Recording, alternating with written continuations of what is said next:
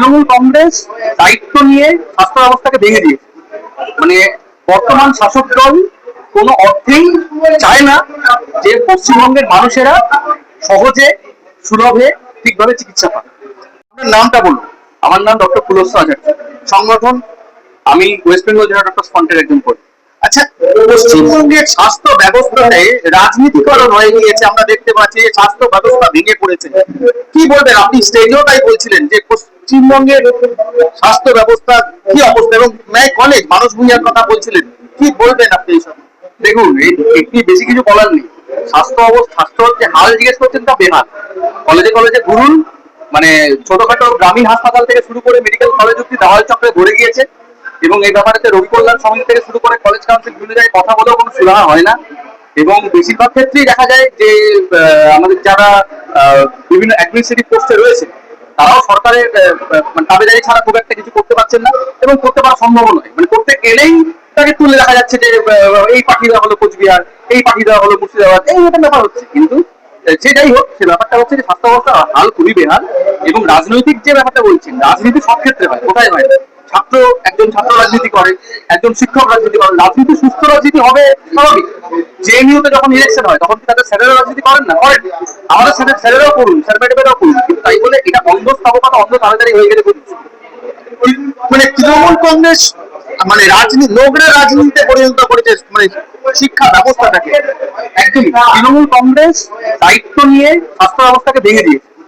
মানে বর্তমান শাসক দল কোনো অর্থেই চায় না যে পশ্চিমবঙ্গের মানুষেরা সহজে সুলভে ঠিকভাবে চিকিৎসা পায়। এই যে থ্রেড কালচার বলছিলেন, যে মুখ্যমন্ত্রী বলেছিলেন থ্রেড কালচার থাকবে না, এখনো কি আছে? মুখ্যমন্ত্রী নিজেই জলযন্ত্র থ্রেড কালচারের সুপ্রিমো, কাজেই থ্রেড কালচার থাকবে না কি করে সম্ভব? অবশ্যই আছে। যেমন মুখ্যমন্ত্রী নিজেই, আপনার নিশ্চয়ই আপনি যখন সাংবাদিকতার সঙ্গে জড়িত রয়েছেন, তার মানে দেখবেন যে শেষ যে মিটিং আমাদের সঙ্গে হয়েছিল সেখানে কিভাবে তিনি প্রিন্সিপালকে চুপ করে দিয়েছিলেন। তাহলে যিনি একজন স্বাস্থ্যমন্ত্রী হয়ে ছাত্রদের সামনে প্রিন্সিপাল হয়েছে চুপ করে দিতে পারেন, তিনি কি নিজে থ্রেড কালচার সুপ্রিমো নন? তিনি নিজেই থ্রেড কালচারের সুপ্রিমো। কাজেই তিনি থাকাকালীন রাজ্যে থ্রেড কালচার থাকবে না, এটা হতেই পারে না। এই যে মানুষ ভূঁইয়ার কথা বলছিলেন, সবংয়ে যে ঘটনা ঘটে, সবং কলেজে যেভাবে মানুষ ভূঁইয়াকে চিকিৎসক হয়ে চেক করছেন, কি বলছিলেন ঠিক আপনি?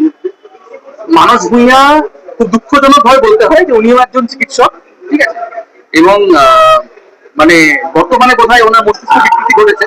কারণ তিনি কোথাও যাবেন এবং তার জন্য সবাই দাঁড়িয়ে থাকতে হবে, তার কোনো ভিডিও করা যাবে না।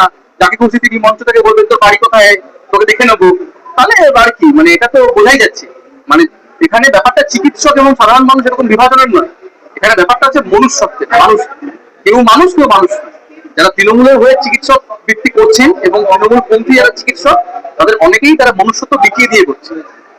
মানে রাজ্যের স্বাস্থ্য ব্যবস্থাতে দুর্নীতি এবং থ্রেড কালচার এগুলো কি জাঁকিয়ে বসেছে বলছেন? একদম জাঁকিয়ে বসেছে। যেমন যেমন দুর্নীতি, কি ধরনের দুর্নীতি বলছিলেন? যে পোস্টিং নিয়ে দুর্নীতি হয়েছে, সিনিয়র রেসিডেন্টদের কোনো কাউন্সিলিং হয়নি, বিগত বছরেও কাউন্সিলিং হয়েছে। এবং আপনারা জানেন যে doctor Aniket Mahato, doctor Debashis Haldar, doctor Ashaful নাইয়াকে একটা প্রতিহিংসামূলক বদলি করানো হয়েছিল কাউন্সিলিং এর পরে। তারপর কোর্টে সেই কেসটি হয়, এবং কোর্টে কেস হওয়ার পর অনিকেত মাহাতো কেসটি জেতেন, এবং আশাফুল নাইয়া এবং দেবাশিস হালদারের কেসটি হচ্ছে এখনো বিচারাধীন। সরকারকে হয়তো ভার্ডিক্ট বেরোবে। তো এবার এই ক্ষেত্রে স্টেট যে হারবে এটা নিয়ে কোনো সন্দেহ নেই, কারণ আগের কেসটি হেরেছে, আজ ইভেন্টুয়ালি পরের কেসটিও হারবে। তড়িঘড়ি করে তাই কাউন্সিলিং তুলে দেওয়া হলো, যাতে মেরিট বেসড যে কাউন্সিলিং, অর্থাৎ মানে নাম্বার পেয়ে পড়াশোনা করে নাম্বার পেয়ে যে কাউন্সিলিং এর ভিত্তিতে, মানে এখানে ব্যাপারটা এরকম নয় যে প্রত্যন্ত গ্রামে যেতে অসুবিধা, প্রত্যন্ত গ্রামে যেতে কারোর অসুবিধা নেই, ব্যক্তিগত আমার অসুবিধা নেই, আমার নিজের বাড়ির মানে একটি গ্রামে।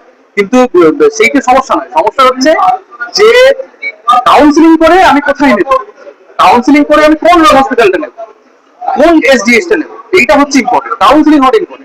দুর্নীতি ছাড়া কি? এই যে মানে যেটা বলছিলেন যে মেডিকেল কলেজগুলোকে মানে একটা চক্র গড়ে উঠেছে, দালাল চক্র, অঙ্গ পাচার বিক্রির চক্র, ঠিক কি বলতে চাইছিলেন? আরজিকর মেডিকেল কলেজে অঙ্গ পাচার বিক্রি চক্র হিসেবে উঠেছিল। অঙ্গ পাচার বিক্রি চক্র সম্পর্কে আমার খুব একটা ধারণা নেই, দালাল চক্র সম্পর্কে বলতে পারি। যদি পরিবারের কেউ সরকারি হাসপাতালে ভর্তি হয় তাহলে দেখতে পাবেন যে ওয়ার্ড থেকে ওটি, ওটি থেকে ওয়ার্ড, লেবার রুম থেকে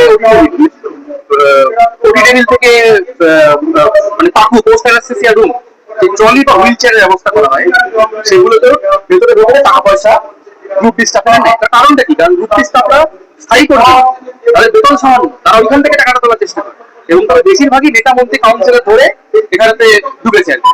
তাদের কোনো যোগ্যতা নির্ণয়ের পরীক্ষা হয়, ফলত এইটাই চলছে।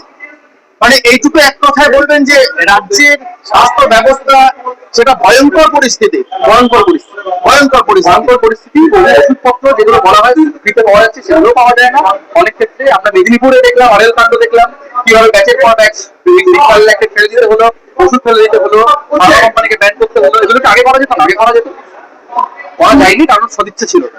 বর্তমানে মানে মুখ্যমন্ত্রী এত গর্ব করে বলেন তিনি স্বাস্থ্য ব্যবস্থাকে অনেক এগিয়ে দিয়েছেন, তাহলে কোথায় সেটা? যদি যে রাজ্যের স্বাস্থ্য ব্যবস্থা এগিয়ে যায়, সেই রাস্তা কি ডিউটির বর্বরত অবস্থাতে একজন জুনিয়র চিকিৎসক খুন এবং ধর্ষণ এবং খুনের শিকার হতে হয় না নিশ্চয়ই। তার মানে কি? তার মানে বোঝাই যাচ্ছে, অনেকগুলি উদাহরণ আমরা বিগত 1-2 বছরে পেয়েছি যেখানে আমরা দেখেছি স্বাস্থ্য অবস্থার কি অবস্থা।